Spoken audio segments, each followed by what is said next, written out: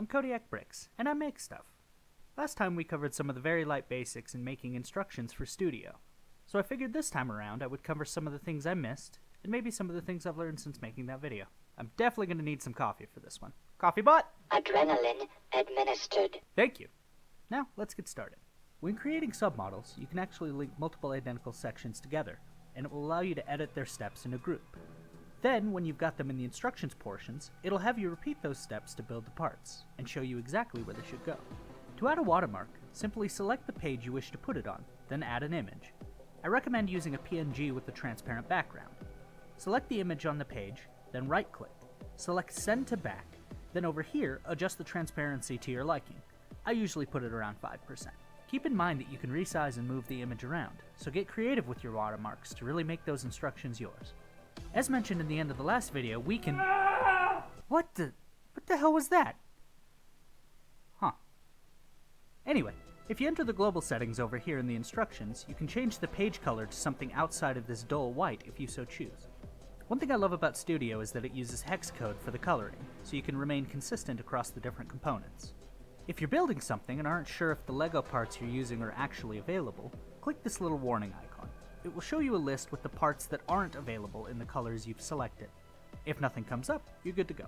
If you prefer to see what pieces are available in a given color, you can select Hide Unavailable Colors on this side.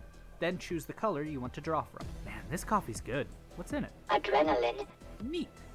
Could I have some more, please? Thank you. Where was I? Right, step editor. I ignored this in the first video because I hadn't really explored it. Let's dive in.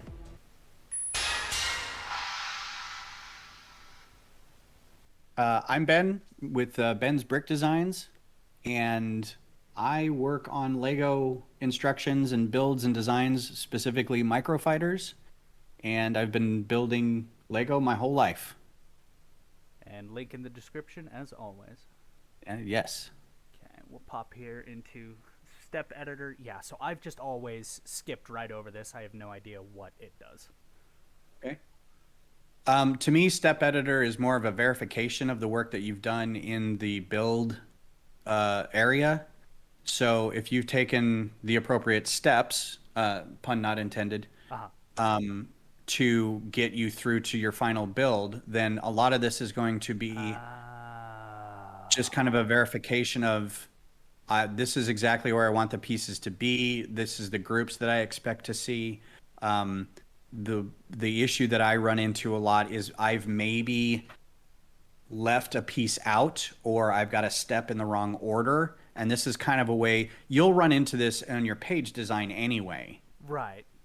You'll see that there's a floating piece that shouldn't be there because it doesn't have a support underneath it or above it or whatever. Mm-hmm. But this is kind of just a quick and dirty way to cycle through your steps in kind of a more visual method where you can see the active build area that's fully colored, and then everything else that's already done is like wireframed.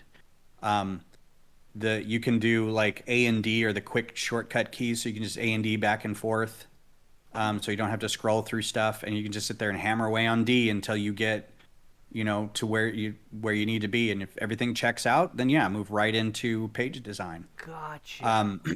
Okay. I will also use this area to be, if I've built a group of something, mm-hmm. and I want to break it up in, to be either a sub-assembly or a call-out, this is the area where I will create steps for that.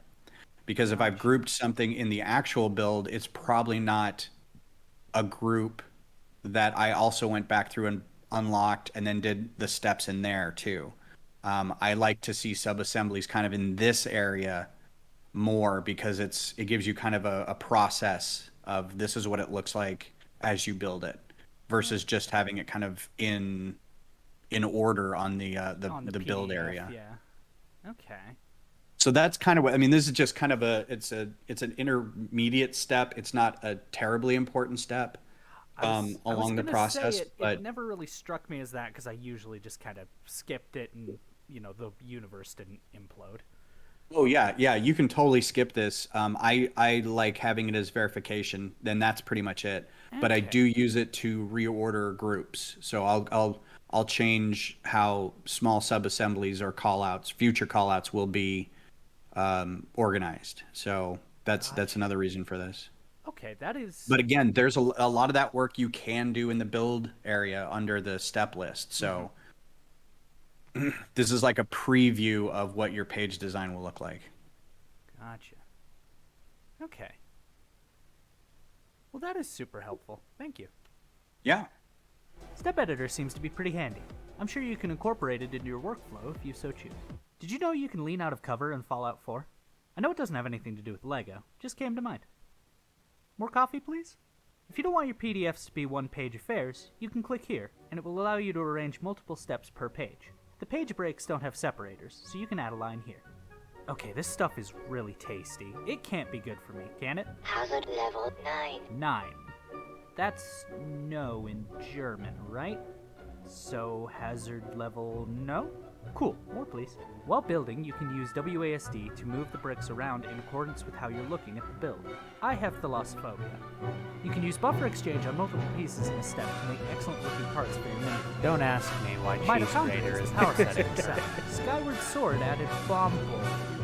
There's really one neat trick in Studio. At least I think it's Studio. You press the right and left triggers at the same time. They flick the stick. You'll enter a post-stall maneuver, and your aircraft can briefly drift. Be careful as the reduced airspeed makes you a prime target for hostiles to engage. Oh yeah, spoilers for Ace Combat 6, a game which came out in October of 2007. Garuda 2 fucking dies. Condensation. I don't think this is coffee.